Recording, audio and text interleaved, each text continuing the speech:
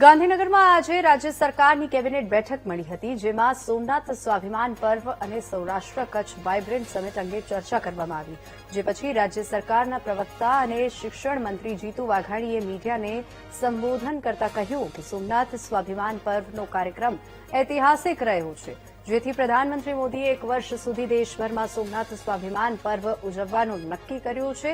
અને વધુમાં જીતુ વાઘાણીએ કહ્યું કે સૌરાષ્ટ્ર કચ્છ વાયબ્રન્ટ સમિટ ખૂબ સફળ રહ્યું.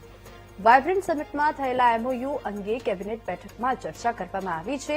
સાથે જ રાષ્ટ્રીય શૈક્ષિક નીતિ અંગે સમીક્ષા કરીને વર્ષ 2030 સુધી શૈક્ષિક નીતિનું અમલીકરણ કરવાનું નક્કી કર્યું. આનંદ થાય છે કે મોદી સાહેબે 1 વર્ષ સુધી આ સોમનાથ સ્વાભિમાન પર્વ સમગ્ર દેશમાં ઉજવવાનું નક્કી કર્યું છે. ગુજરાતમાં સ્વાભાવિક છે કે સોમનાથ દાદા એ વિશ્વના છે, સમગ્ર ધરતીના છે, સમગ્ર સૃષ્ટિના છે. પણ જ્યારે ગુજરાતમાં હોય ત્યારે ગુજરાતમાં પણ વિશેષ ઉજવણીની પણ ચર્ચા હોય છે. કેબિનેટમાં માનનીય મુખ્યમંત્રી શ્રી સાથે નાયબ મુખ્યમંત્રી હર્ષભાઈ આખી વિગતે વાત મૂકી છે. દિલ્હી જવાના છે, સમગ્ર દેશનો કાર્યક્રમ બની રહ્યો છે, એમાં પણ ગુજરાત કોન્ટ્રીબ્યુશન કરશે અને રાજ્યનો પણ કાર્યક્રમ એ બનશે. ત્યારે આપણા માટે આનંદની વાત છે કે ભગવાનને ભજવાનું અને આપણો આ શૌર્યનો ઇતિહાસ વાગોળવાનો મોકો એ પણ મળવાનો છે.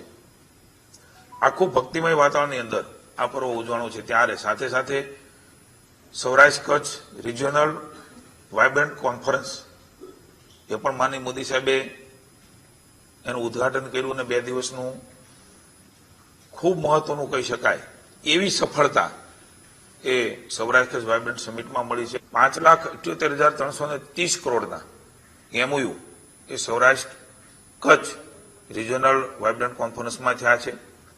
પ્રોજેક્ટ નંબર ઓફ પ્રોજેક્ટ છે 5,492. નોર્થ ગુજરાતમાં રિજિયોનલ સમિટ થઈ હતી ત્યારે 1,292 પ્રોજેક્ટ સાથે 3,24,195 એ MOU થયા હતા. એટલે મને આનંદ છે અને તમને જણાવતા મને આનંદ થાય છે કે એ ચર્ચાઓ પણ માનનીય મુખ્યમંત્રીશ્રીના ધ્યાને વહીવટીતંત્રએ મૂકી છે.